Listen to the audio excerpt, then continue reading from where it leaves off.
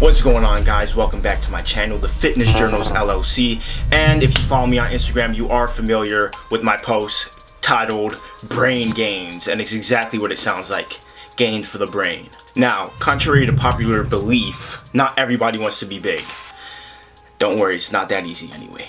But here's the thing. Chances are, unless you're totally oblivious to how much you've been pushing, pulling, squatting for an extended period of time, and I'm talking about years, you don't just get too big by accident. If you're using calisthenics as your main exercise medium, then you definitely don't have any you shouldn't have any major concern for too big syndrome. Now let's look at this. What causes muscles to grow anyway? Take a look at the physiological properties of your muscles. It's called a muscle fiber or muscle cell. When these muscle fibers or cells are broken down, they need to be repaired by amino acids, and the repeated process of breaking and building these fibers are known as hypertrophy, hypertrophy, however you want to say it.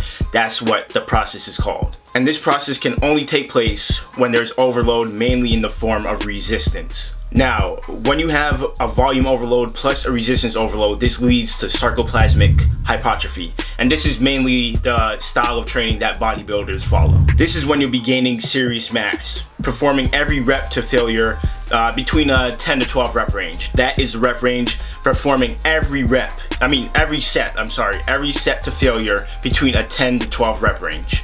That is the style of training that bodybuilders follow. Now, this is where calisthenics athletes come into play.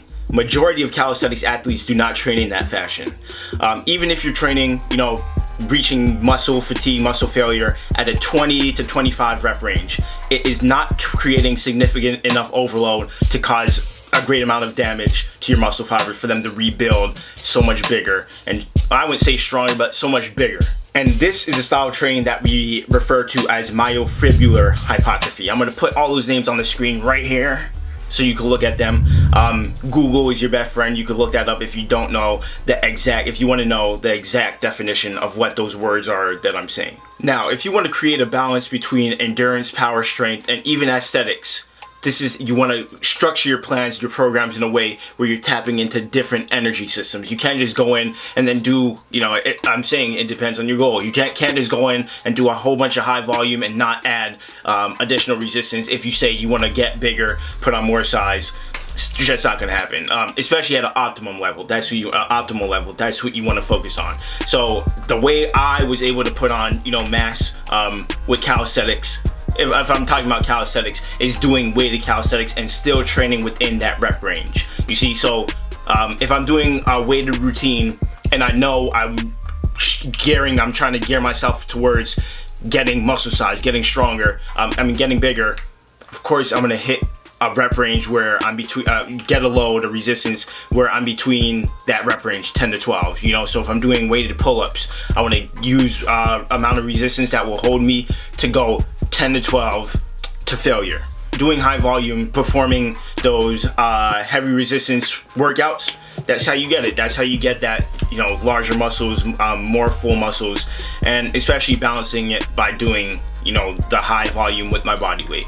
So of course, it goes without saying, you guys should know that you could be doing all this, but if you're not looking at how you eat, the intake of your macronutrients, it kind of goes, I talk about this in basically every video. Your nutrition and training are two pieces of the same pie, no pun intended, but you gotta look at it. So yeah, guys, what I'm gonna do, I'm gonna link below so you can check out the original post to this on my Instagram. Make sure, if you guys aren't following, go ahead and follow. Thanks for watching. So please make sure you guys like, share, and subscribe 100%. This is the first of many Brain Gainzz posts. I believe this is the first video I'll be posting, and at this time we have 5,100 subscribers. So hopefully I can look back at the video and be like, oh, I remember when we had 5,100, but we're growing slowly but surely. Make sure you guys share this with someone who will help them. Thanks for watching. That's it. See you guys in the next post. 3, 2, 1, go.